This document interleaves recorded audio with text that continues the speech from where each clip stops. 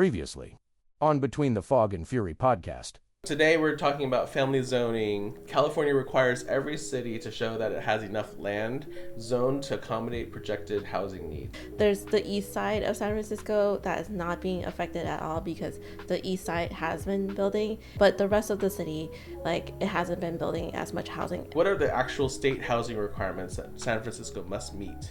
We have been required to zone for 82,000 new units, half of which have to be affordable. Right now, we don't have the capacity to build 82,000 units.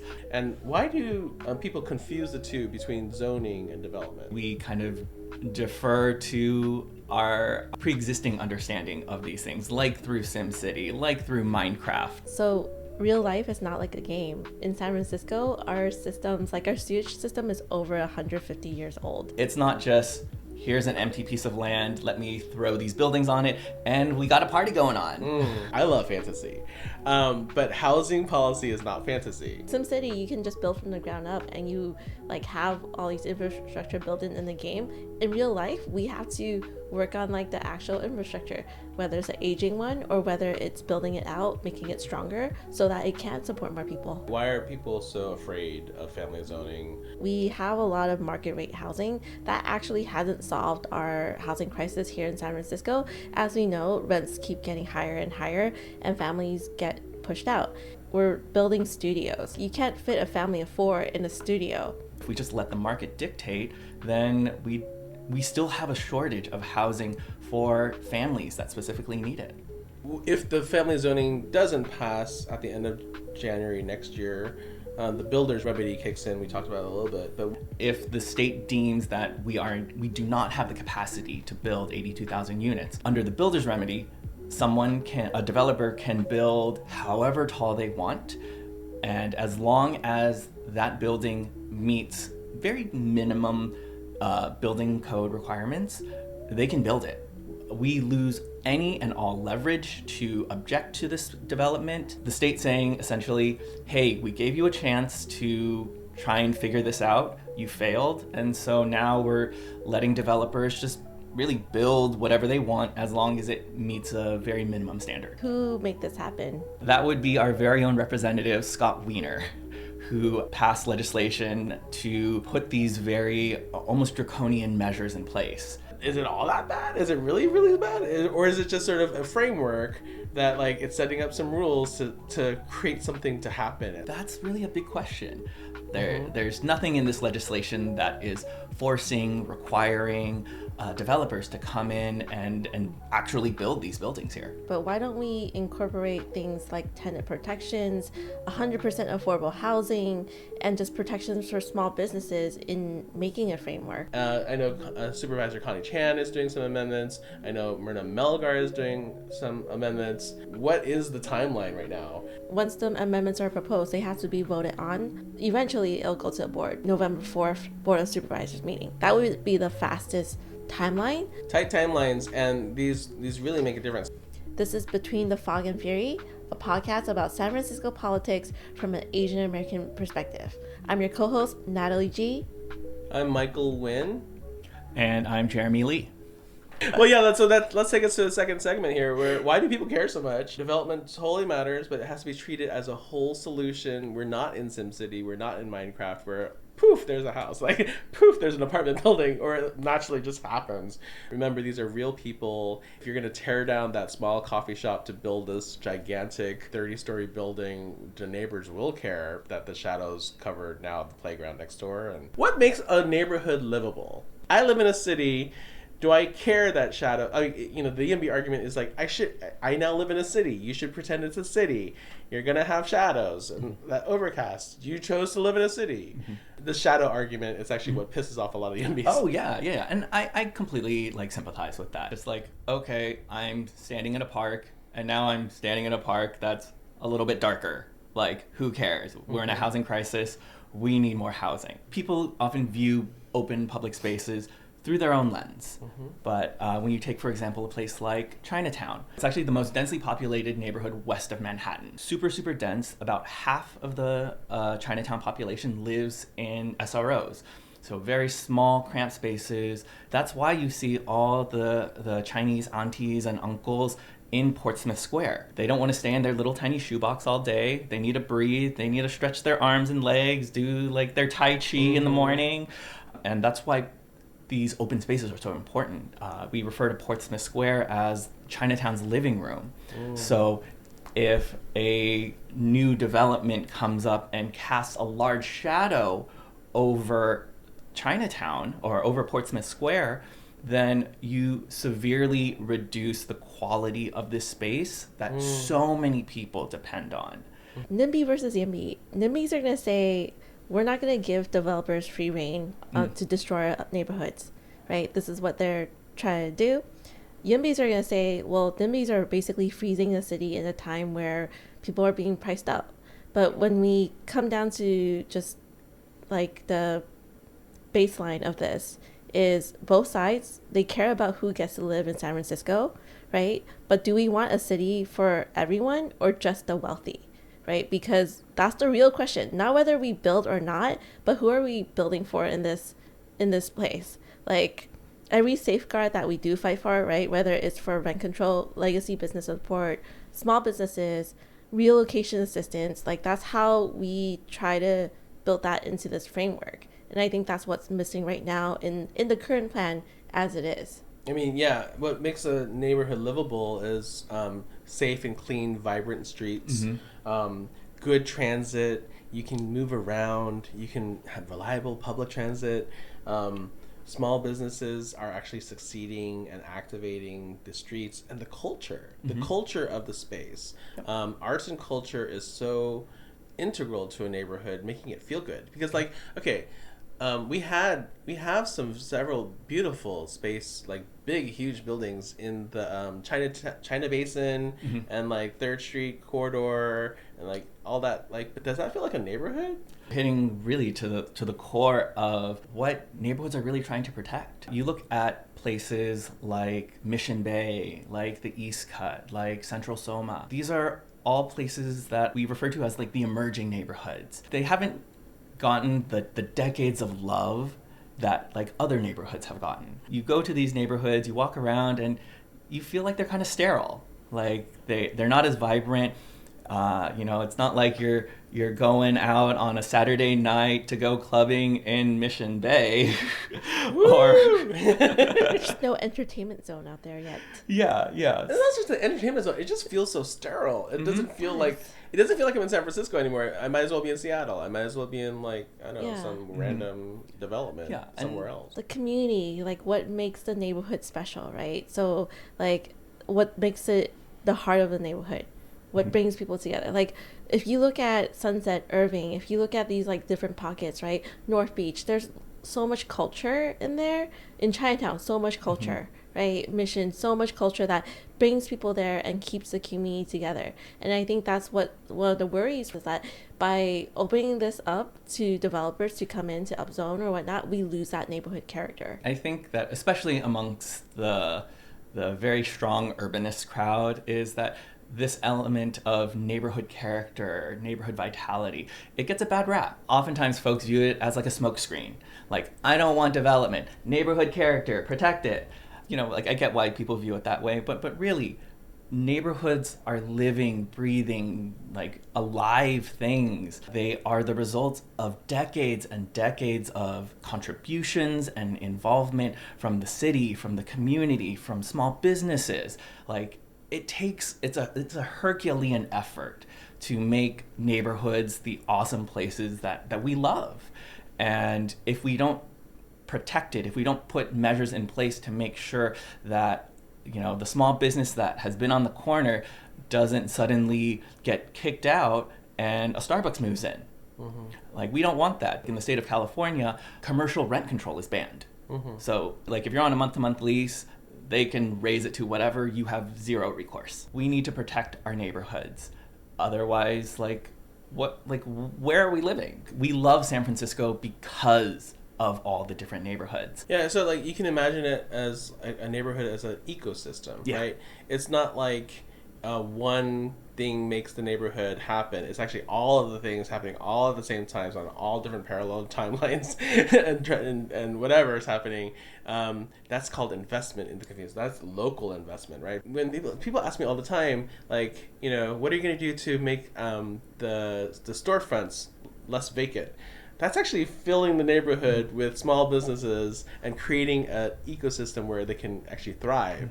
When we talk about, like, we're not going to bow down to the billionaires who want to have their own agenda and create their own things, versus we care about the ecosystem, we care about the local neighborhoods. So I would like to change, maybe we change our messaging, is that, like, this is actually, we're fighting for the little guy, right? We're fighting for the mom and pop shops. Yeah. We don't want like all Starbucks in every single corner. Have you tried Starbucks lately? It's burnt. It tastes burnt. Like, it's not right. So what you're saying is, like, we can still build the homes that we need without losing the heart of what makes our neighborhoods special, right? That means, like, no blank checks for developers, but also protecting the character of the neighborhood and making space for the next generation. When we talk about neighborhood character, we're not talking about resisting new residents. I think every single neighborhood in San Francisco welcomes new residents, as long as they're not trying to, like, completely alter the character of the neighborhood. They're coming into a place that they recognize they didn't build, they didn't contribute to. But regardless of that, they themselves want to contribute to the neighborhood. That kind of attitude, like, is welcomed across every single neighborhood.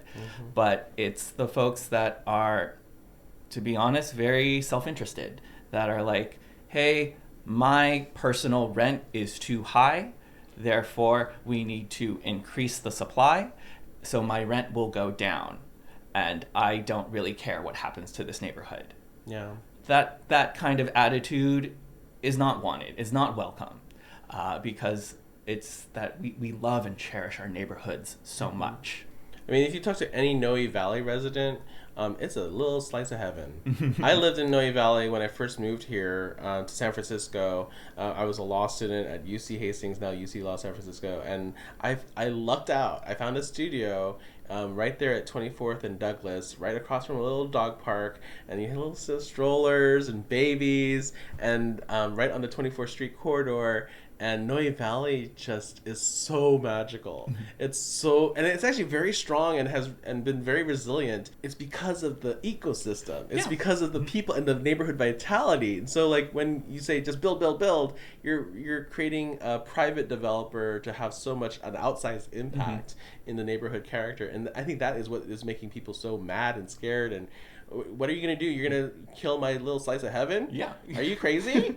I have a house here. I don't want that. I want this slice of heaven. That's the real feeling of why people care so much. I like to focus on the contributions, that aspect of things. As like a Noe Valley resident, like, these are families that have patronized these shops and built relationships. Bernie's Coffee Place. If you haven't gone to Bernie's in Noe Valley on a Saturday morning, you are missing out life. It is a different world. Like, it's so loving. It comes from love. It comes from caring. It's the community and the small businesses working together to create something awesome.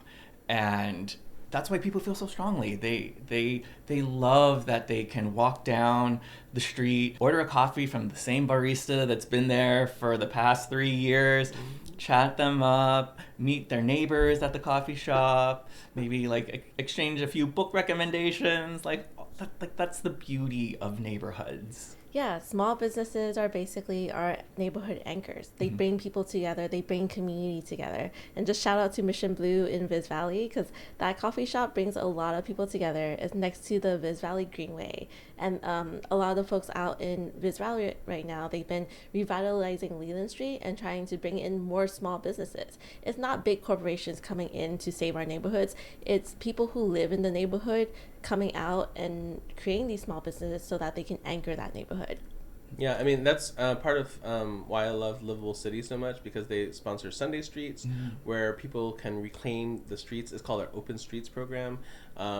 So, when you say a greenway, that means maybe instead of cars taking up all the streets, maybe we can create a space, a third space, or placemaking. This is all planning policy wonk language, but it's true, and it's like, well, if you create a sense of space where people can hang out and linger for a little bit, that stickiness factor of bringing people out into the streets and activating the streets is actually making the streets safer for walking people who are pedestrians, bicyclists, maybe changing the street just so that it's more suited for cycling and people size infrastructure versus car size infrastructure. I mean, I come from Texas, where their idea of like development is just like more cars, more lanes, more highways.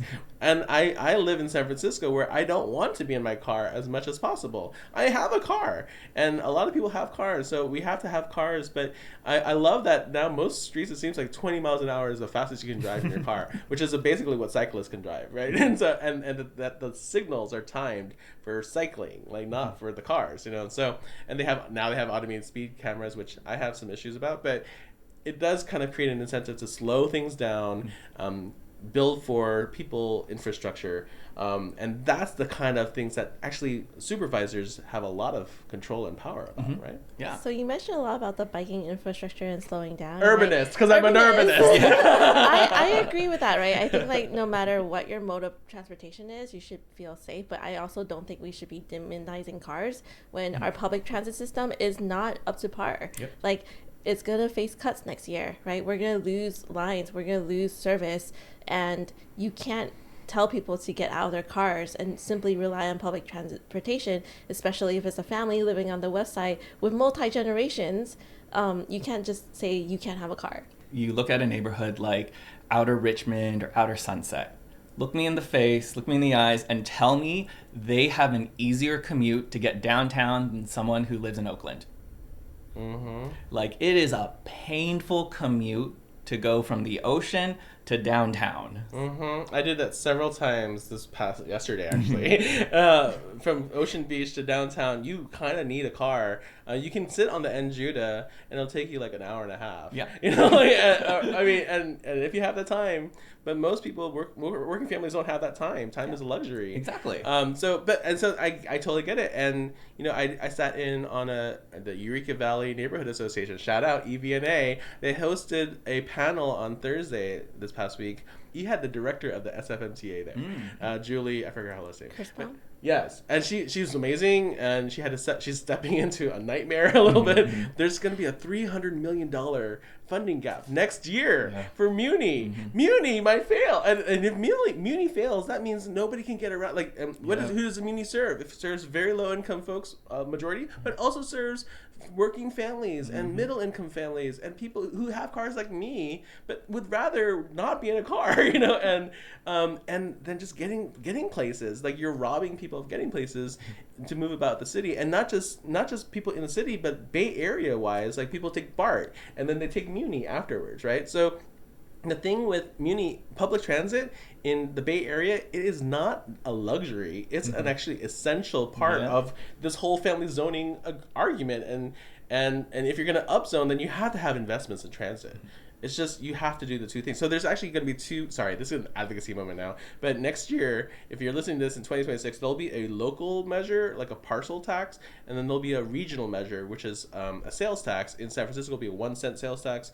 Both have to pass. It's like and there has to be efficiency gains at SFMTA to sort of bring down the budget and maybe personnel decisions, which are complicated and hard. But right now, we're just trying to make sure that Muni exists, and it'll raised to $400 million in 5 years. That's nuts. Okay, to have that level, and it's because of factors outside of the control. Okay, here's where misinformation happens, right? Misinformation is thinking, oh, we keep giving all this money to these federal agencies or local agencies and transit agencies, and they just are mismanaged and they don't know what the fuck they're doing. Sorry, they don't know what the fuck they're doing, right? And actually they're trying their best. They're trying to stretch the federal dollars that came after COVID because everything just stopped. The world stopped, and people can get on transit. Fare ridership is up. They increased the fares. They cut the lines. They streamlined their sorry, I'm very activated by this because it's like one of my main things for my platform, why I'm running. It's like we want working families to be able to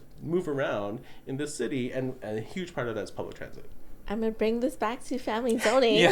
Sorry, I went off on a rant. So we can require developments benefit the community, like investing into transit, investing into our infrastructure, investing in local hiring, investing in building affordable units, in our small business protections, in our tenant protections. Those are things we can put into a framework, right? When we can make a city that works for everyone, but especially for working families.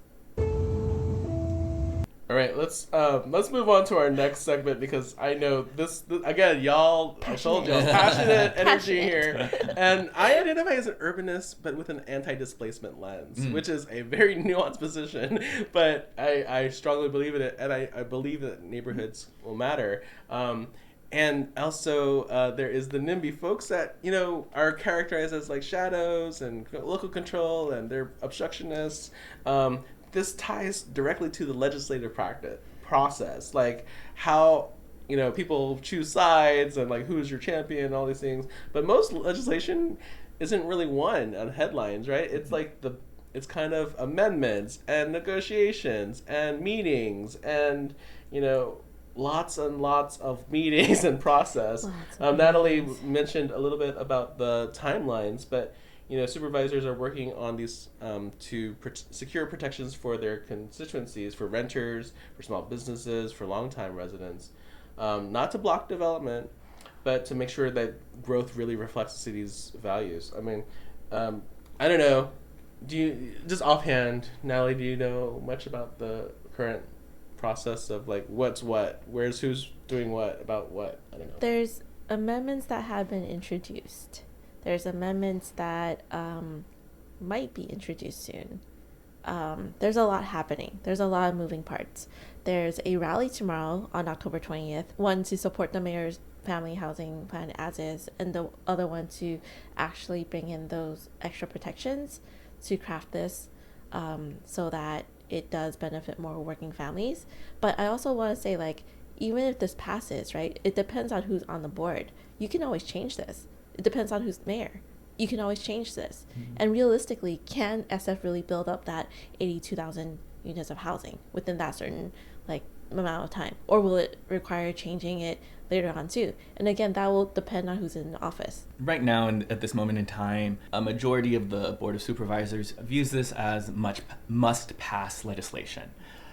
The threat of the builder's remedy is just too great, and there's just it introduces this wild card element that of not being able to push back or just losing our local control is too much of a detriment.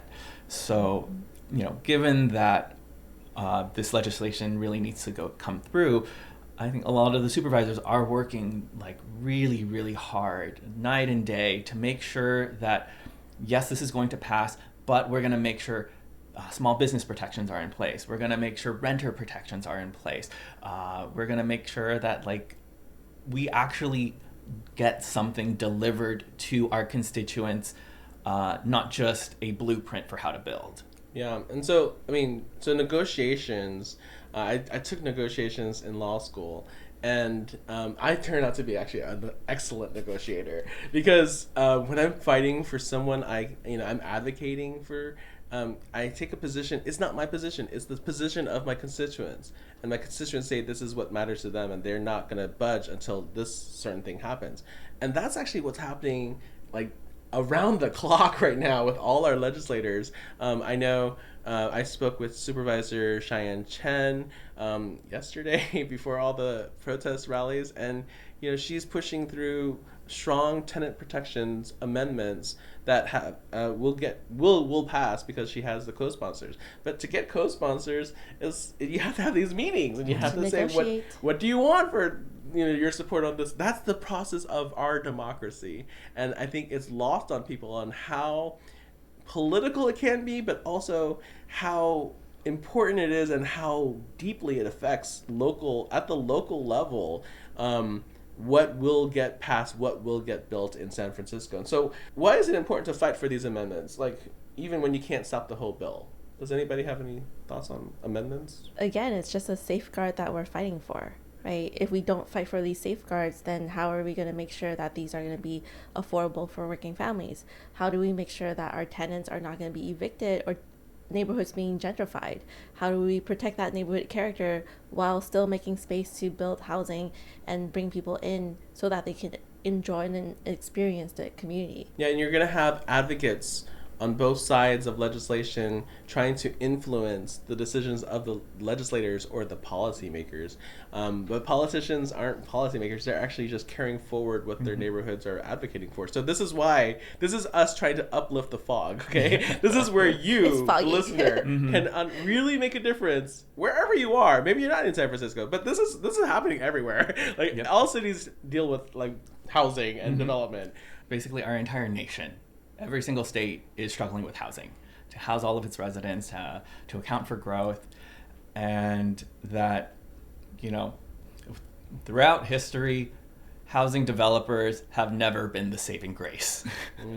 So say that again. Yes, throughout the entire course of history, housing developers have never once been the saving grace. They are rooted deeply in capitalism, and they're purely about profit. Helping you get housed, helping a city get housed, that's just a byproduct. That's not their focus. And I think it's always important to recognize that, understand that, and acknowledge that, they only play a small piece of this whole housing crisis picture.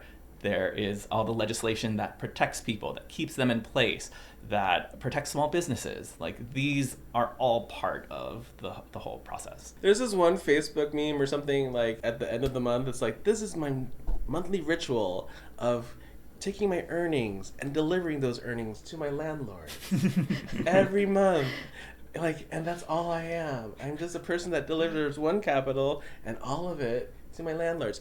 And I say that in a joking way, is that no, you actually have more agency to help influence the neighborhoods, like the cities that you live in, and how it actually gets developed. And that's actually this great part of democracy, that we have different visions of the cities where we live. And our visions of San Francisco, we can fight. I am an urbanist, and I believe that cities should work for people first, and people-sized things like bicycling and public transit and walking and beautiful neighborhoods.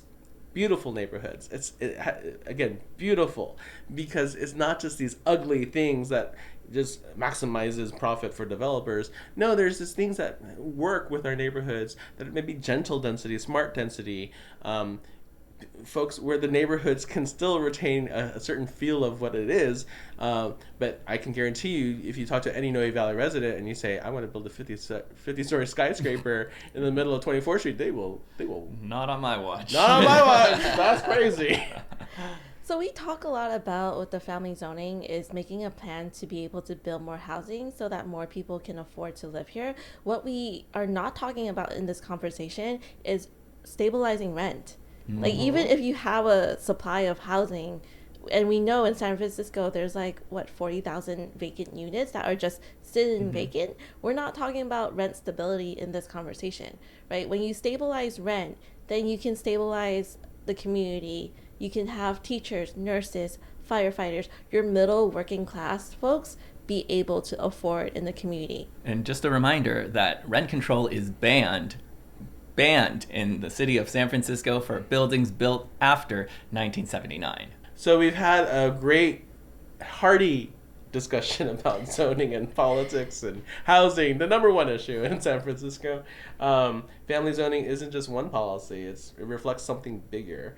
And whether San Francisco can grow without losing the communities that give it life, and I want to get life all the time from my communities, whether that's renters, immigrants, longtime residents, they still need to be part of the conversation.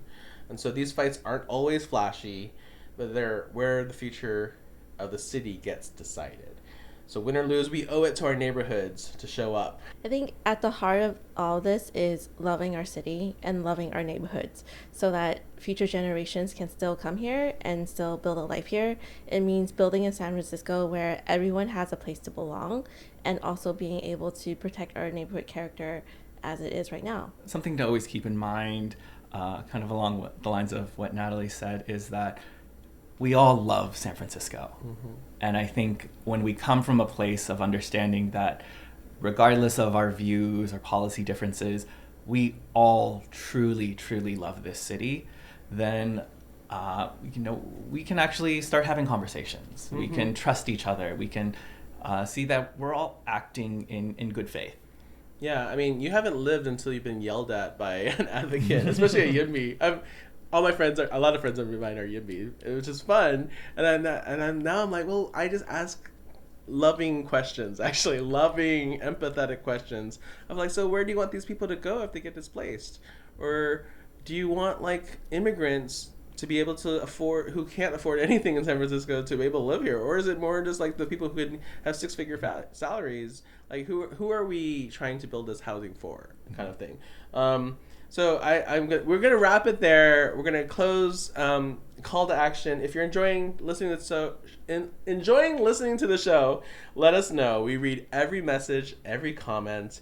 It's amazing to see that we're growing our audience members, and it's how we know that these conversations are lifting the fog. Follow at Fog and Fury SF and subscribe on Spotify, YouTube, or wherever you get your podcasts. Like, share, comment, drop us a note. And if what we're saying is resonating with you, talk about it with your friend, have more conversations. Say, hey, I saw this clip. What do you think about this? That's awesome. Mention it to someone. Send it to a coworker, someone you go to school with. Word of mouth is very powerful. This actually is core to our politics and our democracy. So how real conversations about the city that we love start to spread. San Francisco is your city too, and we want you in this process. And I'm Michael Wynn. I'm one of your co-hosts. I am a proud District 8 lifelong renter, an advocate in this city, and I'm running for District 8 supervisor in 2026. My name's Jeremy Lee. I'm not running for anything. Congratulations. But as a third-generation San Franciscan, I truly love this city and everything it encapsulates, and the diversity, the character that it is, and just love everything about San Francisco. And I'm Natalie G., one of your co-hosts, SF born and raised, still here in the city, and I live in the Sunset right now. This has been Between the Fog and Fury. See you next time. See ya. See ya.